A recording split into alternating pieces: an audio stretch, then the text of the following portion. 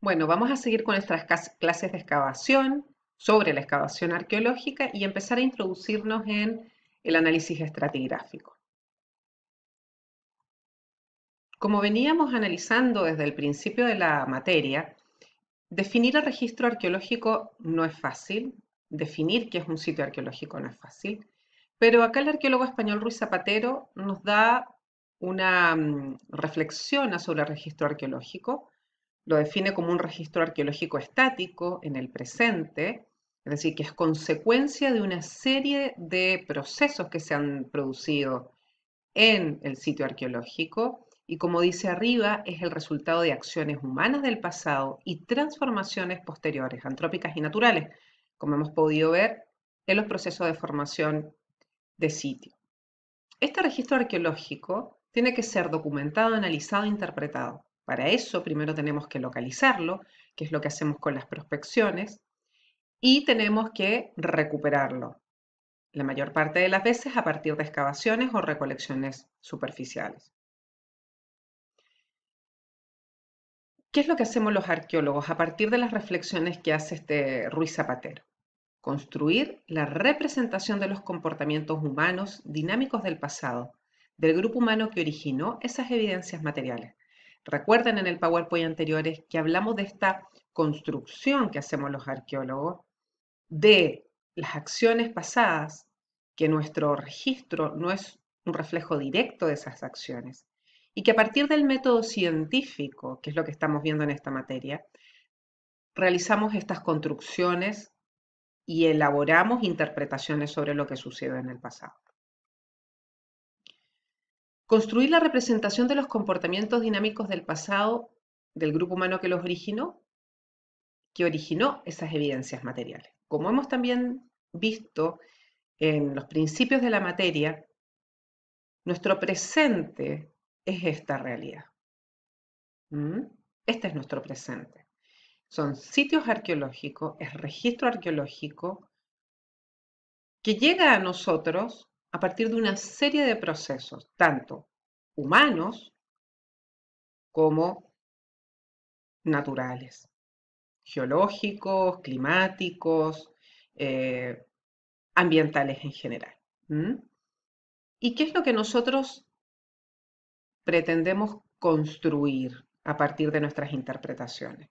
Los contextos arqueológicos sistémicos, los contextos sistémicos que dieron origen a, a estos sitios que tenemos hoy.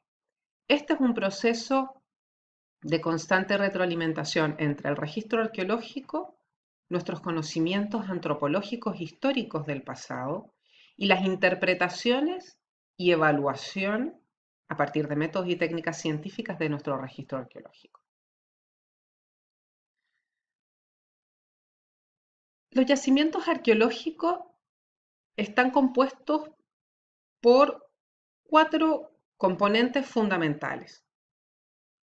En primer lugar, las anomalías del subsuelo, que son todas aquellas alteraciones artificiales, pozos, fosos, fondos de cabaña, agujeros de poste, terraplenes. En segundo lugar, las estructuras, los muros, los hogares, los hornos, los túmulos funerarios, por ejemplo. Estos son ejemplos. En tercer lugar, los artefactos. Todos los objetos manipulados por los seres humanos, cerámica, útiles de piedra, adornos. Y los horizontes, en cuarto lugar, los horizontes de suelo antrópico, los suelos de ocupación humana, recintos para guardar ganado y otros que contienen componentes típicos de áreas con actividades humanas. Es decir, puede ser cualquier suelo que tenga evidencia de acción antrópica sobre él. En el caso de los artefactos también tenemos que incluir aquellos elementos de la naturaleza que pueden estar presentes, que han sido manipulados por los seres humanos, pero que no muestran cambios que no han sido tratados, digamos, tecnológicamente. Pueden ser restos de huesos, de conchas, de semillas. Todos los procesos de formación y alteración del registro arqueológico afectan a estos cuatro componentes básicos del registro arqueológico. ¿Mm? Estos componentes generalmente pueden aparecer en superficie, pero también enterrados. Como podemos ver abajo, voy a tratar de bajar un poquito la... pueden encontrarse enterrados, más o menos profundos, formando estratos, formando estratigrafía.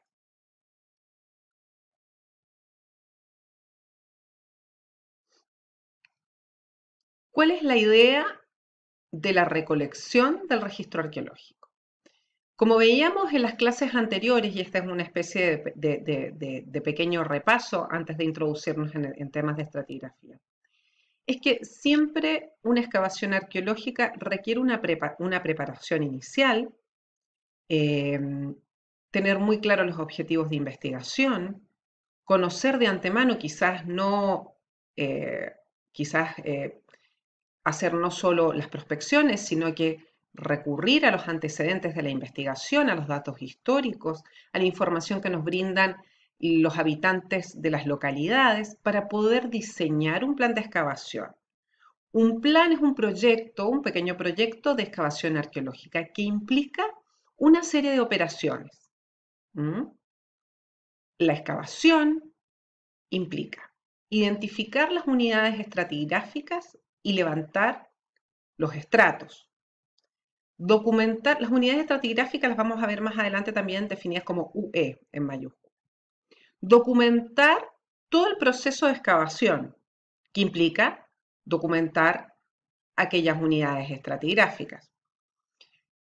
Levantar el material que podamos, digamos el material mueble, el material que se puede levantar de una excavación. Levantar quizás una estructura de arquitectura no es conveniente para la preservación del sitio y también tiene elementos, digamos, complejos para poder levantarlos. Sí se han levantado estructuras muebles. Se conocen casos acá en Mendoza. Es una actividad bastante compleja levantar, por ejemplo, una casa. Y conservar las estructuras que pueden quedar en el sitio arqueológico y también conservar, como vimos en los PowerPoint anteriores, los elementos que requieran una conservación in situ, es decir, en el momento que estamos realizando la excavación arqueológica. Posteriormente, podemos hacer reelaborar y reevaluar los datos en el gabinete y a partir de esta información vamos a poder comenzar a analizar en profundidad el registro arqueológico de un sitio. Recuerden que como vimos en los Power de excavación, el proceso de análisis y de reflexión comienza cuando pisamos el sitio. Comienza cuando apoyamos el cucharín y empezamos a excavar. El proceso de reflexión e interpretación siempre tiene que ser desde antes que vayamos al sitio y se intensifica, de interpretación del sitio digo, se intensifica cuando estamos trabajando sobre el sitio arqueológico. Vamos a comenzar con la estratificación en arqueología. Antes de analizar el trabajo de Harris, de Edward Harris, que es, digamos, el clásico que consultamos todos quienes hacemos estudios, excavaciones y análisis de estratigrafía, me parece importante dar una visión de la visión de Andrea Carandini. La propuesta de Andrea Carandini es un arqueólogo italiano que se ha dedicado gran parte de su vida a proponer métodos y técnicas de excavación.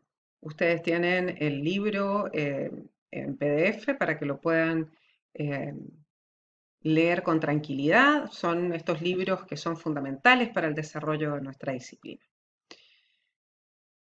Carandini propone que la estratificación puede ser geológica o arqueológica y que en ambos casos son resultados de procesos de erosión, destrucción, movimiento, que implica el transporte del material, y la deposición o acumulación de material.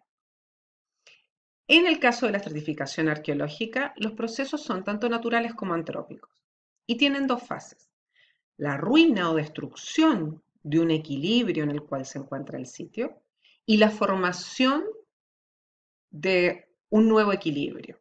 Sería destrucción y deposición o acumulación. Plantea que los estudios estratigráficos es el análisis de procesos naturales y o antrópicos que forman los estratos con el objetivo de reconocer las condiciones históricas y paleoambientales que los formaron. Como podemos ver en este esquema, el proceso de formación del registro arqueológico implica básicamente dos aspectos: la teoría de destrucción y erosión. Este dibujito, este esquema es muy interesante, en el cual podemos ver, por ejemplo, contexto sistémico con un corte tipo perfil. La teoría de destrucción indica, por ejemplo, el colapso de la casa, el relleno de esta fosa y posteriormente un proceso de estratificación en el cual se deposita sedimento por fenómenos tanto naturales como antrópicos, y al depositarse sedimento se origina un estrato. Esto a través del tiempo.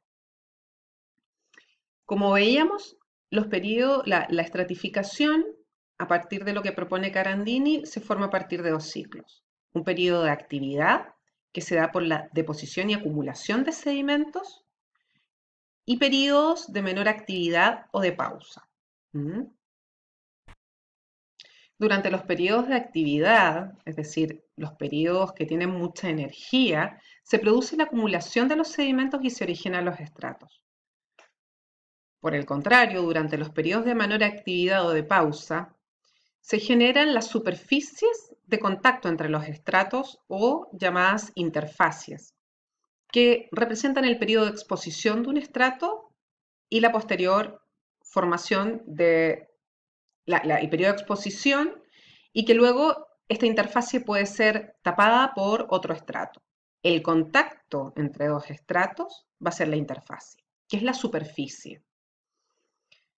La interfase representa tanto la erosión y la vida que transcurre en la superficie de un estrato. Esto hay que tenerlo bastante en cuenta. ¿Por qué? Porque en general los arqueólogos damos bastante importancia al análisis de los estratos, pero quizás damos menos tiempo a interpretar qué son las interfaces.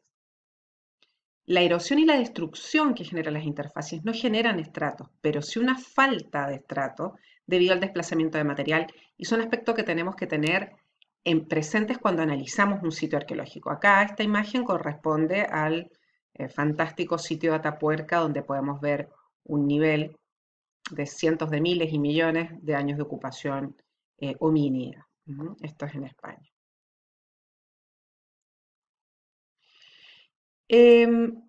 Estos esquemas de Carandini son bastante interesantes, véanlos bien cuando trabajen el texto, pero básicamente demuestran cómo se produce un estrato, cómo se genera una superficie, qué elementos pueden estar implicados en la generación de interfacies. Por ejemplo, en este caso, este pozo realizado por un agente antrópico genera una interfase 4, una interfase 5, que posteriormente puede ser rellenada por estos rasgos que acá han sido denominados como 2 y 3.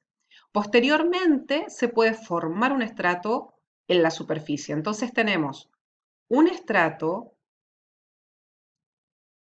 una interfase entre estratos, rellenos dentro de estos rasgos que son de origen antrópico, y tenemos estos elementos que son interfaces.